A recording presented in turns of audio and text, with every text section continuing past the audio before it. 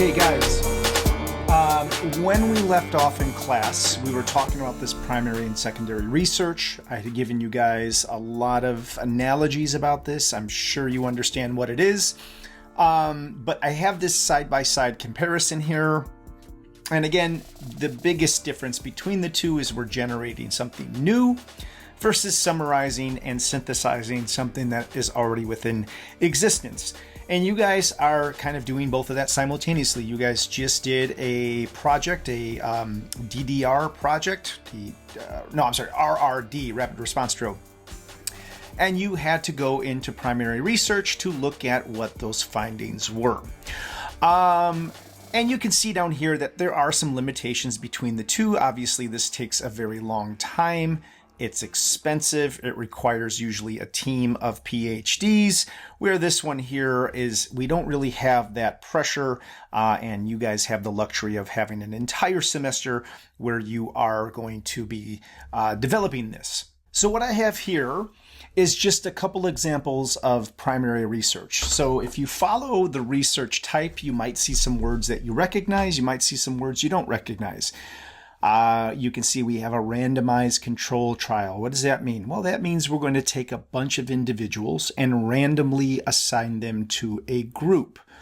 So if you look here, I say we are assigning MS patients to high-intensity exercise program versus standard care to observe changes in muscle function and fatigue over 12 weeks, right? So I have two different groups. If I have 30 people, I'm going to put 15 randomly in high intensity exercise, and I'm going to put 15 randomly in standard care.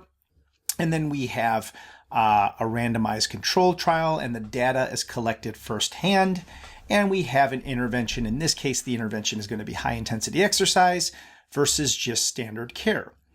I could have a cohort study. So this is going to be something where we track individuals for a long period of time. This is primary research. So let's say we want to track MMA fighters over a season to study the effect of rapid weight cutting on performance and recovery. Well, MMA fighters don't really have a season, but we could track by year. So we could follow these fighters over the course of a year, or we could follow them over the course of their career and just measure how the weight cutting has impacted their health over the span of their career. We have cross-sectional studies, and this could be where surveys are given to athletes on nutrition and stress levels, or on coach-athlete communication, and we can examine the correlation with performance metrics. So we could have individuals who have low stress because their relationship with their coach is very good. And if we did correlations between stress levels and nutrition and relationships, we would see that there would be some favorable positive correlation. So that's another type of primary study. We could have experimental studies where we compare the effects of different protein or carbohydrate intake on muscle recovery, right? This would be, we could even do this as a randomized control trial, right? I could take 15 people, give them a high protein diet, take 15 people and randomly give them a high carbohydrate intake and see which group has the best muscle recovery. There's field-based observational studies. This would be great for you PSEP students. And then we have intervention studies. So these are all primary study types. And if you're not familiar with these, on this page here, I just have a couple of definitions. Like I said, my slides act as notes, act as references, and you can always kind of go back and just kind of look at this information. So if we move on to secondary studies, we could see these are very different. We could have systematic reviews, right? That's what you guys are doing in this course, right? We're analyzing published articles on exercise interventions, or we could look at them in exercise in MS to summarize the effects on muscle function, right? We're collecting other published data just to kind of see what all the experts say about a particular issue, right? We could do a meta-analysis of cohort studies, so we can combine data from multiple cohort studies tracking MMA fighters, right? So if we wanted to see the health outcomes of MMA fighters with primary research and follow them over the course of their career. Well, we could pull in other data too and see how dehydration with MMA fighters over the course of their career impacts their health. We could see how injury levels over the course of their career can impact their health. And we could take all of this information and do something called a meta-analysis. And this is generally really, really time consuming. So these types of things, they take a long time to create and to publish. We could do a review of survey data, right? We could do nutritional research reviews. We could do business and stress literature reviews, coaching intervention reviews. So these would all be secondary examples. And again, we're just taking information that's already been published, assembling it together and trying to come up with new information and synthesize new information and also have proof of concepts with information. And if none of these are familiar with you, here's a couple of definitions just to help you guys and some other considerations. So having said that, if you want an analogy of what the difference between primary and secondary research are, primary research would be like me going grocery shopping, getting a recipe, cutting my own vegetables, cooking my own vegetables, and making a dish. I am doing it all myself. And then secondary research would be like me having to go to a meal prep service to get my own nutrition and to fill my nutritional needs. I am completely removed from the cooking. I am just reaping the benefits of the work that was done previously. Now, having said that, we're now going to move into our next section of classifications, right? And we were talking about, let me just go back to the slide to refresh your memory because there has been a little bit of time. So we've been talking about classifications. We talked about originality. We beat that one into the ground. We are going to talk about level now, and I'm going to save this one for last because this is just a little more detailed. So now we're going to talk about the level of research, which is basic versus applied. And like I had said, from my understanding and my training, applied research is built upon the back of basic research. So let me get to that slide, which is right here. And of course, I have another analogy. So we have different goals when it comes to basic and applied research. Basic research is going to explore how things work. A lot of mechanisms in basic research. So scientists will use this to explain knowledge. So if we were going to bake a cake, basic research would be like studying the recipe behind the cake without actually baking it, right? So you're like, okay, well, how does that work? I'll show you in a minute. Where applied research would solve the real world problems. So the practitioner is going to take that information to create solutions. So this would be like actually baking the cake to serve something like a wedding party, right? So you're taking the basic research that has already been conducted and you're building application off of it, right? So some researchers only do basic research. Some researchers do clinical research. Some researchers do clinical applied research. So there's all these different levels. And just understand that the key idea is that basic is to try to gain an understanding and applied research is putting it into action. So let's look at another example here. So let's use that same sort of analogy and talk about cancer. So if we were wanting to understand how cancer cells grow and how they metastasize and how they mutate at a molecular level, we would do basic research and we would try to understand the cancer biology. And this basic research would expand fundamental knowledge on the biology of cancer and the metabolism of cancer and the cell division of cancer. Now, if I want to take that basic research and I want to create applied research, I'm going to use the insight from the research that was conducted before to expand the knowledge on, and I can develop new drugs and new therapy and new diagnostic tools to help detect cancer in patients, right? So if I wanted to look at basic research and discover that a specific protein drives tumor growth, then with applied research, I would design a drug that targets that protein to either shut it off or stop it to reduce tumor growth. So that's the difference between these levels of research. And if we want to look at this, you can see another side-by-side comparison, right? This is kind of expanding fundamental knowledge or building fundamental knowledge, where this is solving practical problems through application, right?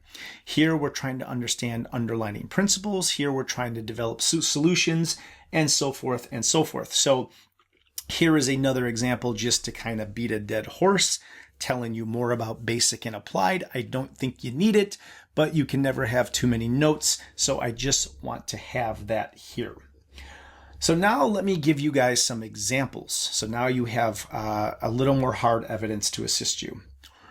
So if we're talking about nutritional examples, basic science might be studying macronutrient metabolism at a cellular level. Okay, so what does that mean? That means, let's say you're consuming fatty acids and you're consuming a lot of them and you want to understand what the fatty acids do at a cellular level. Well, hopefully they're going to go to the mitochondria to be converted to energy, and they're not going to be stored in the cell and be converted to de novo lipogenesis, where they're just going to kind of stay in the cell and cause problems. And applied would be designing an athlete meal that optimizes recovery based upon basic science, right? So if you think about the basic science and you want to look at macronutrient metabolism, well, you're going to study that information to make sure that you design meals for athletes that have the optimal amount of fatty acids, right? If that's what we're talking about. So that would be an example of that.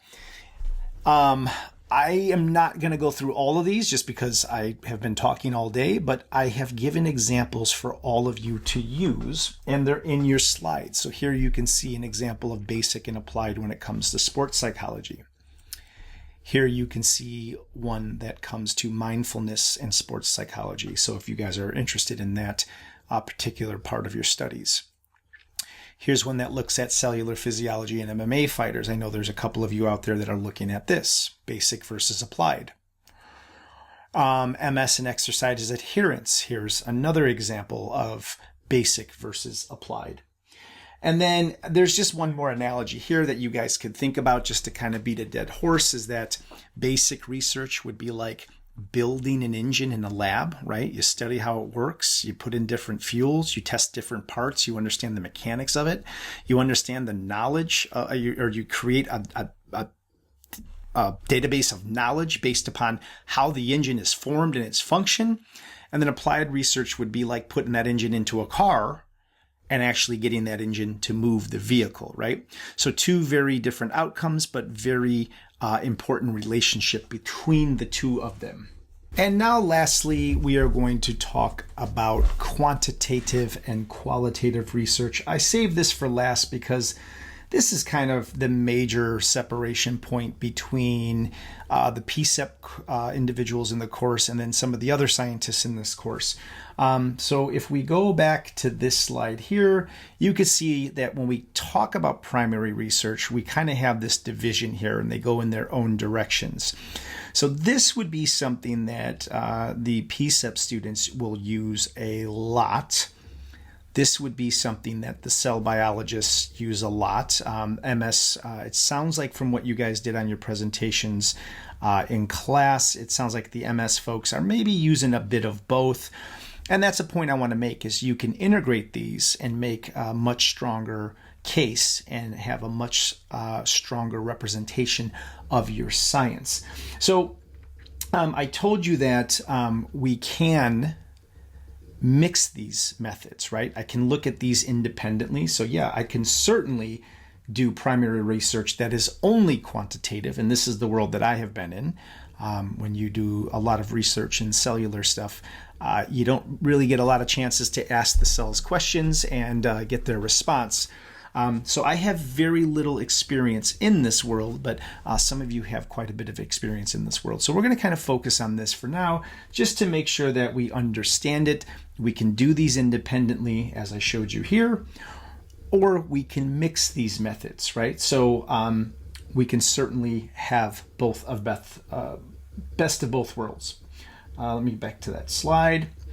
So when we're talking about this qualitative research, qualitative, right? This explores the meaning of things, experiences, and perspectives, right? So the big questions here are why, what, and how. And this uses textual or visible data, so a lot of interviews and observations and surveys. We generally have small, non-randomized samples. This is very, very flexible research, and it's exploratory. And the findings are rich and context specific. So when we get to quantitative research, this is usually numerical data, and statistical relationships are very, very important in quantitative research. And this asks us how many, how much, and how often. So you can see it's two different question types, right? What is the person doing? How are they doing it? Why are they doing it? If we're talking about sports psychology and mindfulness, we can say, okay, well, what is the problem? Okay, well, we have a mental block when it comes to confidence. Okay, well, how did that get there? Why is that happening? And we do observations and we do interviews, and it's very flexible, and we explore these issues, right? When it comes to quantitative research, this is numeric. This is number driven, right? We want a lot of data, and this is primarily through experiments. Yes, you can do surveys, but a lot of primary research uses controlled experiments to get this information, right? It uses a lot of statistical and mathematical observations versus the professional. If you're a sports psychologist, you are making these observational notes, and you're doing interviews to try to get to the root cause of things, where this you are using statistics to tell you what all of this means, okay? This could be larger groups. If we're doing cell culture, we could do a lot of them. If we're doing rodent studies, we could do a lot of them. If we're doing something with drug design, we can have a lot of people. This is often randomized samples, right? We want to be as honest as we can. So if we have 100 people, we want to randomly assign them to an intervention group or a control group. We don't want to know. We could do a double-blind randomization where not even the researchers know what group people have gone into, so that we could just study these individuals honestly and not have any biases in our observations. And these findings can be generalized, or they can be objective. So I have quantitative and qualitative side by side here, so you can get a side by side comparison. And I also have a couple of analogies here, which I think really, I don't like how that came out. I apologize for that. That E is over there. I have an analogy here that really kind of brings this home, right? So if we're looking at qualitative research, right, the MS patients, if we're doing surveys, or if we're PSEP and we're doing surveys, right? This is research that's like tasting the apples and then describing their flavor and their texture and their aroma. You understand the experiences and the nuances, but it's not about numbers, right? So, oh, this one was sweeter than this one. This one had a more delicate skin than this one.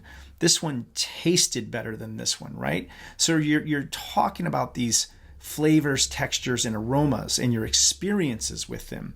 But when we get quantitative research, it's like counting the apples in the basket, knowing how many are there, measuring their size and their weight, getting their precise characteristics and their measurable data, right? How wide is this one compared to this one? What is the weight of this one compared to this one? What is the density of the flesh for this apple to the Grimes Golden, right? What is the decay rate of the Harrison if I bite into it versus the Granny Smith? Which one oxidizes faster, right? So we're answering very, very different questions. And with quantitative research, we would use statistics to kind of help tell those truths, right? We're not explaining the experience that we're perceiving, but we're using statistics to tell us exactly what those differences are. If you were traveling and you saw these three lovely ladies sitting there, and you were in another country and you sat down and you asked them questions, and you were to say, hey, tell me about your country, they would share with you the most valuable things that they believe are relevant about their country. So you would get this kind of interaction here where it's not quantitative, but again, it's based upon, let's go back here, your understanding and experiences and nuances, right? Where if you're a quantitative individual and you were traveling, you might come to this road and start quantifying things. Well, it's this time of day. There are 1, 2, 3, 4, 5 cars at this time of day. There are 15 people on the road at this time of day. These crosswalks have these many lines, right? So you're looking at traveling through a very different lens between quantitative and qualitative, right? So there's just another analogy. Now, again, I have some examples for you to help you see the differences between these two based upon some of the interests that you have showed me. I'm not going to go through these. You can find yours and just look at it and be like, oh, okay, I get it. So let me just go to a random one. Let's do, well, that one I don't like. Let's do sports psychology and stress. So if we were looking at sports psychology and stress and we wanted to look at qualitative studies, we could conduct interviews with athletes to understand subjective experiences, right? If you go back to this, subjective experiences, all right? And their subjective experiences of stress during competition and coping strategies used, right? So you would have an interaction. You would give these experiences, these nuances, and you would generate information from that. Now, if I wanted to do quantitative, I would use a validated stress questionnaire, maybe a perceived stress scale alongside with salivary cortisol measurements, right? I would get hard data to measure cortisol in the saliva. And then I could quantify the cortisol levels that are in the saliva to correlate it with the information that I got from the stress scale, right? So this becomes more of a number game now. I'm using a scale and I'm using measurable biomarkers in the saliva that I could quantify and say, okay, well, athlete A has significantly more cortisol in their saliva, which means they're under a tremendous amount of stress than athlete B. So there are some other examples here for all of you where I just kind of put these things together and you can look at it. Now, I just wanted to go over a couple different things here just to show you that these things can also be integrated like I told you. So let me go back to these slides here. We can have these integrated methods.